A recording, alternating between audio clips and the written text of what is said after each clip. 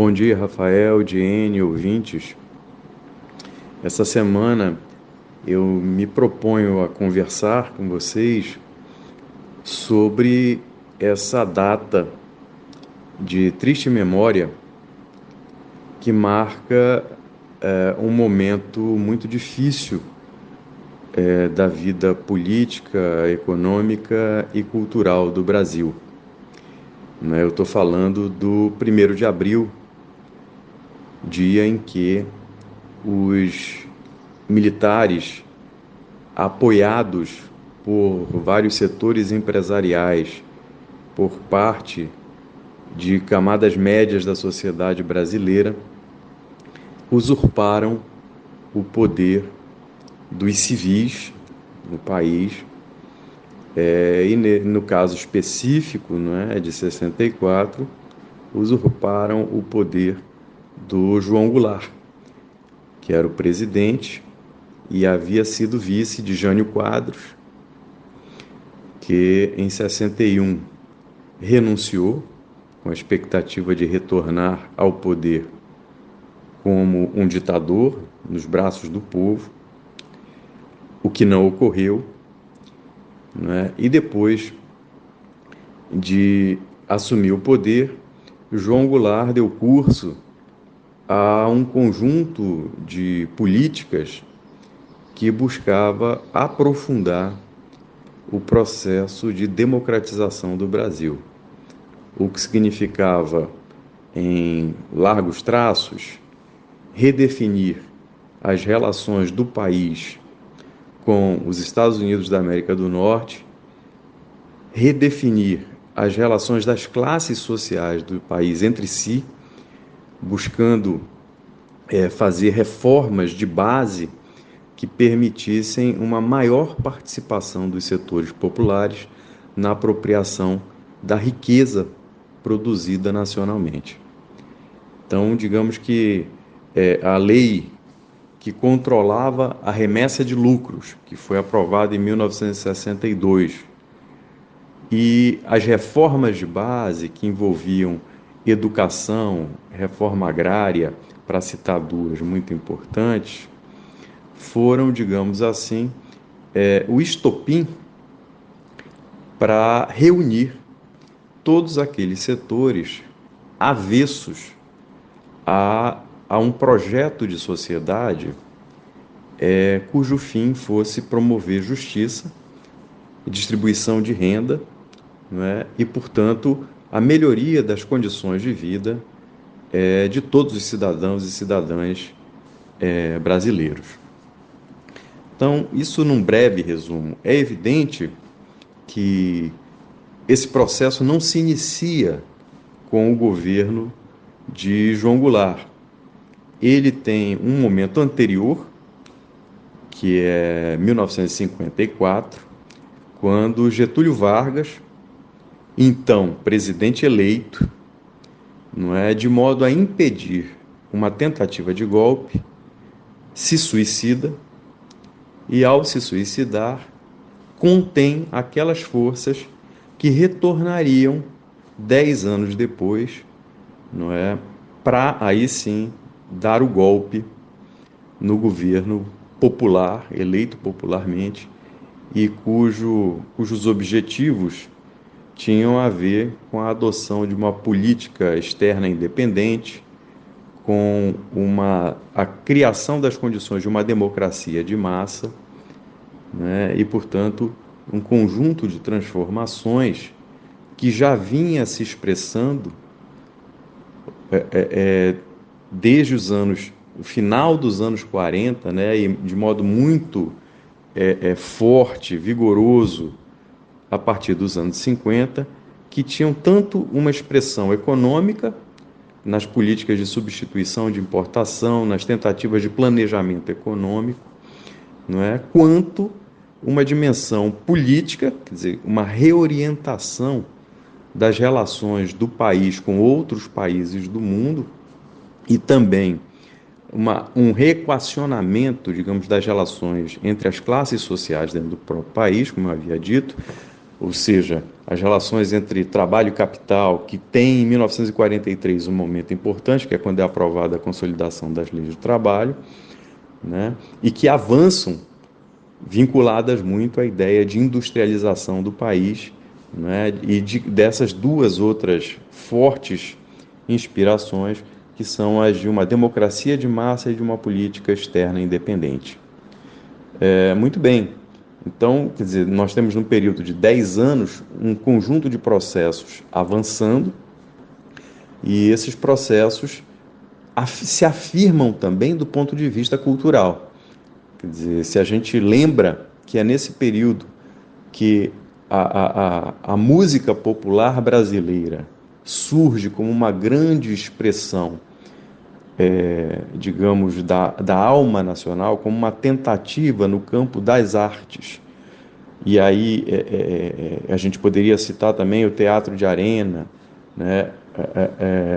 O teatro popular que se desenvolve, né? As ligas camponesas, quer dizer, há uma série de movimentos da sociedade que fazem com que o povo comece a participar da constituição da história institucional do país, né? Entrando na composição dessa história não apenas como força de trabalho, não apenas como aqueles que são usados para determinados fins que escapam, inclusive, à satisfação de suas necessidades como cidadãos e cidadãs.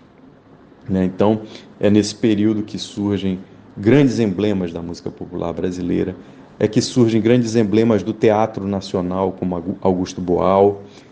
É nesse momento também que o cinema se manifesta como grande força de expressão da cultura e como uma forma de descobrimento do Brasil, um Brasil que vinha sendo deixado de lado, esquecido pelos setores que no decorrer de séculos haviam oprimido, não é, uma série de expressões que vinham da cultura popular, mas que não eram vistas com bons olhos por essas camadas dominantes. Então veja só, paradoxalmente, ou digamos assim, de uma forma irônica, nós hoje falamos de 60 anos depois do golpe militar, que levou 21 anos para ser superado, né? O golpe se deu em 64 e apenas em 1985 os militares deixaram o poder.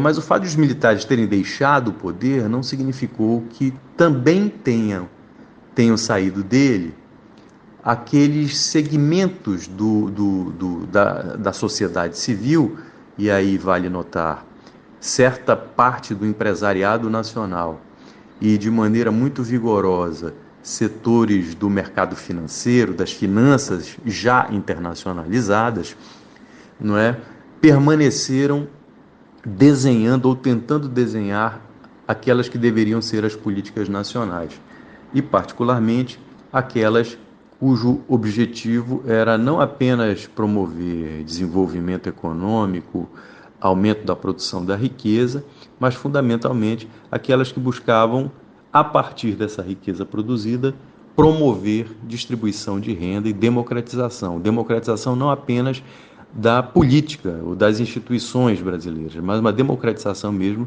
na participação do povo na economia, não apenas como força de trabalho, mas como aqueles que se apropriavam dos resultados do seu próprio trabalho através de serviços públicos, de saúde, de educação, de saneamento, de habitação, etc. Tudo aquilo que a Constituição de 88 acaba referendando.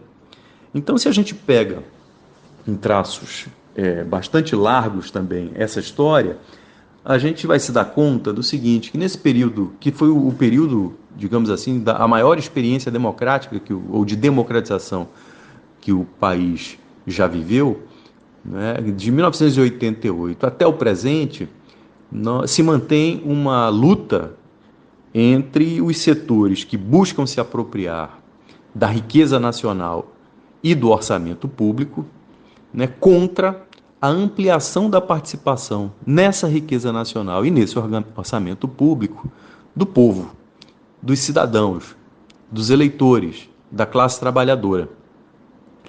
Essa luta vem se traduzindo de várias formas, não é? Desde aquelas que são plenamente aceitas na lógica da nossa democracia, ou seja, vinculada às greves, não é? Às negociações, às eleições, às lutas parlamentares, à organização da sociedade civil, até formas brutais, não é? Que não estão contidas dentro do nosso enquadramento jurídico e político, mas que são usadas de modo sistemático e com muita frequência sequer punidas são.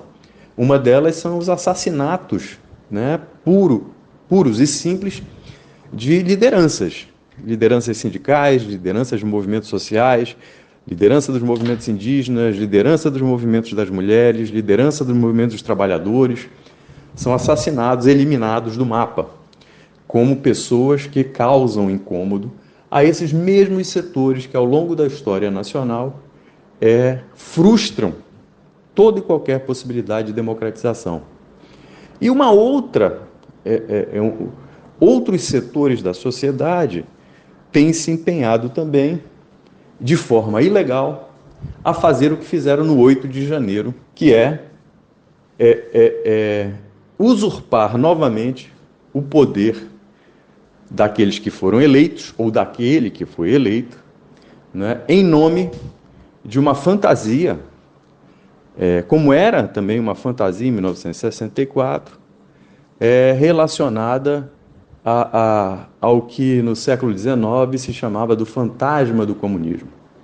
Né? Quer dizer, no século XIX havia essa imagem do fantasma, do espectro do comunismo, né? E ele foi, na verdade, esclarecido, porque Karl Marx, que foi um dos formuladores de uma grande teoria de interpretação da história e das sociedades, o materialismo histórico dialético, procura dar forma a isso que se chamou, que ele chamou, mas que outros já chamaram antes dele, de comunismo, que era o quê? Uma sociedade em que se fosse possível construir a justiça, superando, portanto, os problemas e impasses do capitalismo para que a justiça fosse realizada. Então, esse é um enquadramento que cabe na análise que nós estamos fazendo, pelo fato de que a experiência comunista ou socialista no século XX foi frustrada. E, portanto, desde o início da década de 90 até hoje, aí sim o comunismo se torna um espectro. Não é? Porque, de fato, os países que coordenavam o que se chamava de bloco socialista, né, deixaram de ser socialistas e passaram a desenvolver outras formas de relação política e econômica. Não é? Nem sempre justas, não é? Como, na maioria das vezes, não são justas as relações nos países em que vivemos. Eu estou dizendo tudo isso porque me parece fundamental que as nossas discussões saiam desse campo profundamente ideologizado, não é? Em que, ao invés de nós tentarmos analisar substantivamente o que está em jogo nas nossas sociedades, não é? Afinal, o que produz desigualdade, quais são as causas da desigualdade, quais são suas consequências, não é? Por que há tantas pessoas passando necessidades e muito poucas tendo muito mais do que o necessário para viver? Quer dizer, como se explica isso? Por que essa situação se mantém em todo o planeta? E por que há pessoas que resistem a mudanças nessa ordem? Não é? Mudanças que sejam democratizantes. Então, no momento em que nós aparentemente revivemos processos que são marcantes na história do país, nós devemos nos indagar sobre quais são as perspectivas de sociedade que animam a nossa militância política, a nossa participação na vida social. Não é? Porque é a partir dessas concepções que a gente pode conseguir promover transformações. Mas é difícil formular concepções e promover transformações sem entender o processo histórico. E é muito difícil que essas transformações ocorram quando a perspectiva que se tem é aquilo a que um grande autor, Zygmunt Bauman, chamou de retrotopia. Quer Quer dizer, é muito difícil a gente se projetar no futuro a partir de mudanças necessárias para melhorar a vida de todos ou da maioria das pessoas, e particularmente daqueles que mais necessitam, se nós enxergamos no passado aquilo que inspira o nosso futuro. Portanto, é preciso fazer uma crítica muito forte, muito séria, a essas concepções que umas querem nos remeter ao século XIX, que são aquelas que defendem a desregulamentação do trabalho, são aquelas que retiram os direitos dos trabalhadores, retiram as possibilidades de execução de políticas públicas, de serviços públicos de qualidade, sem que seja necessário transformar o serviço numa mercadoria, não é?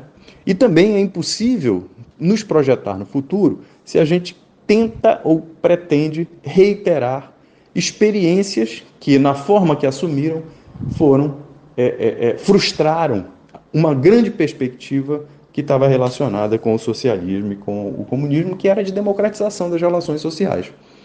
Não é? Portanto, nós hoje, na terceira década do século XXI, estamos diante de impasses que exprimem, na verdade, lutas entre vários setores, camadas, classes sociais, que estão relacionados a para onde vamos e como podemos chegar lá. Eu acho que a única certeza que todos deveríamos ter é de que qualquer tentativa de imposição arbitrária, seja civil ou militar, não é, de uma ordem, deve ser rejeitada e deve ser enfrentada com, digamos assim, o empenho daqueles que querem viver numa sociedade democrática.